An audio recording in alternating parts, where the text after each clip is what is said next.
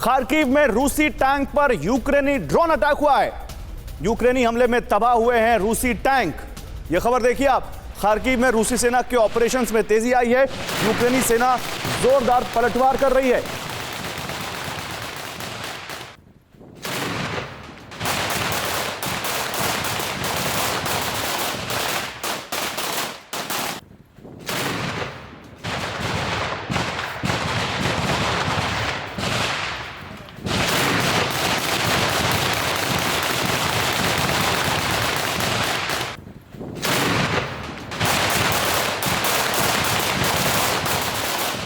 इस बारे में आगे तो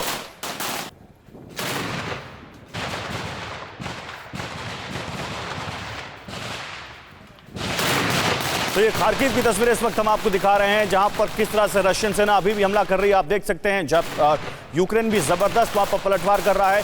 ये खार्किव में रूसी टैंक पर यूक्रेन के ड्रोन अटैक की तस्वीरें हैं, जहां पर आप देख सकते हैं कैसे रशियन टैंक को यूक्रेन ने अपने ड्रोन से निशाना बनाया है। इस बीच एक बड़ी खबर जो कि अब इस पर पूरी दुनिया की निगाहें टिक चुकी हैं, और वो है ब्लैक सी में रूस की सबमरीन की तैनाती। रूस ने 6 में से 4 सबमरीन ब्लैक सी में डिप्लॉय कर दी हैं। रूस की हर सबमरीन घातक हथियारों से लैस है। रूस की हर सबमरीन में 4 मिसाइल अटैच्ड हैं। ब्लैक सी की तरफ से रूस कर सकता है बड़ी हरकत, यह जानकारी आ रही है।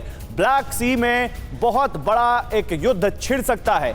कल हमने आपको यह जानकारी दी थी कि कैसे ब्लैक सी में ब्लॉकेड की वजह से दुनिया भर को खाद्य ग्रेन नहीं सप्लाई हो रहा है। यूरोप के सामने एक बहुत बड़ा खाद्य संकट खड़ा हो सकता है, और उसी को देखते हुए अमेरिका ब्लैक सी में रशियन फ्लीट पर हमला कर सकता है। अब ब्लैक सी में रशियन सबमरीन्स की तैनाती, देखिए इस पर बात करते हैं। मेरे साथ major general Sudhakar defence expert के तौर पर जुड़ रहे हैं, Pinak Ranjan Chakravarty former diplomat former ambassador इस वक्त हमारे साथ हैं, प्रोफेसर राजन कुमार हैं विदेश मामलों के जानकार। आप तीनों का बहुत स्वागत है। लेकिन हमारे संवाददाता मनीष झा इस वक्त ब्लैक सी में ही है, ब्लैक सी से हमें ज्वाइन कर रहे हैं।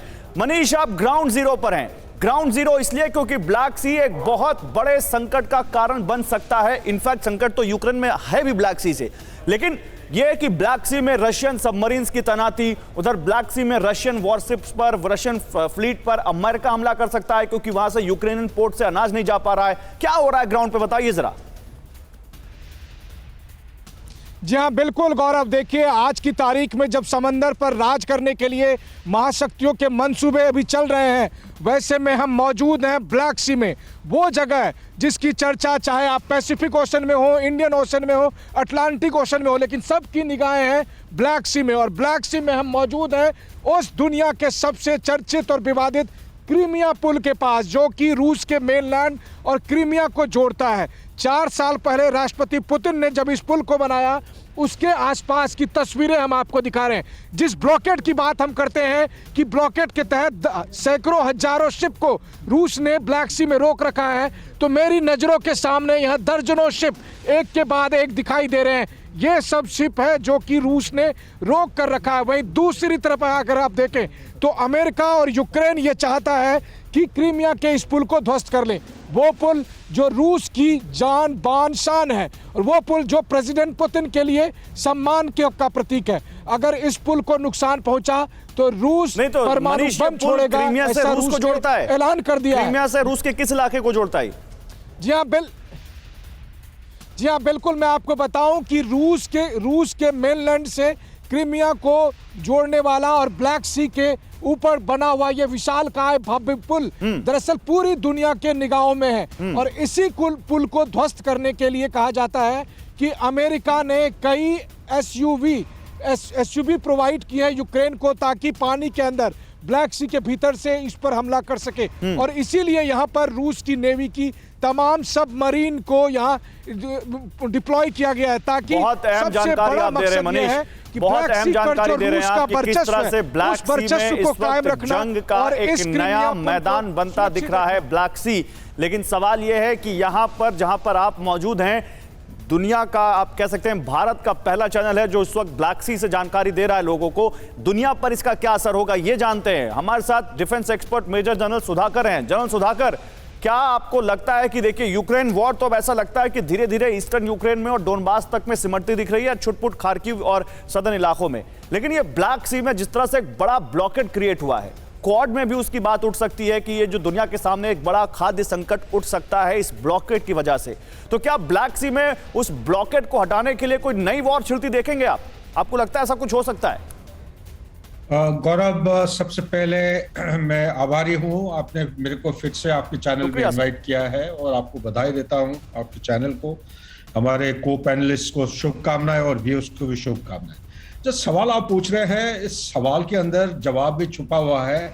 ये जो पहलू मनीष सबके सामने पेश कर रहे हैं, ये पहलू से यही नजरिया हम पर्सपेक्टिव एक डेवलप कर सकते हैं कि लड़ाई का जो मोड है ये शायद ब्लैक सी के तरह शिफ्ट हो रहा है। मैरियोपोलो ऑलरेडी रशिया के हाथ में है। कार्किव का लड़ाई इनडिसाइसिव है, ऑल्दो मीडिया रिपोर्ट्स ये कह रहे हैं कि हाँ, ये हाथ में आने वाला है। और साथ ही ये जो लैंड ब्रिज की बात करते हैं हम, क्रीमिया और डॉनबास रीजन के बीच में, ये लैंड ब्रिज एक महत्वपूर्ण ब्रिज है और ये 2014 से लेके अभी तक धीरे धीरे कब्जा करने में लगे हुए हैं। अगर ये पुलिया के ऊपर कोई भी खतरा डेवलप होता है, मेरे असेसमेंट के मुताबिक ये लड़ाई का एक नया मोड, मतलब खत्म होने के नाते शायद ये बढ़ावा दे सकता है। और लुहांस्क जहां तक रहा, लुहांस्क भी हाथ में आने वाला है रशिया का, लेकिन ये ब्लैक सी की लड़ाई की एक अलग और नया मोड जरूर आएगा।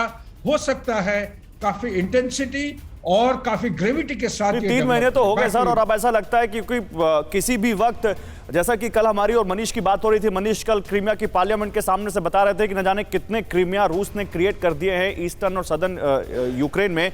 तो अब क्या यहां पर उसी इलाके की पूरी जंग चल रही है रूस और यूक्रेन के बीच?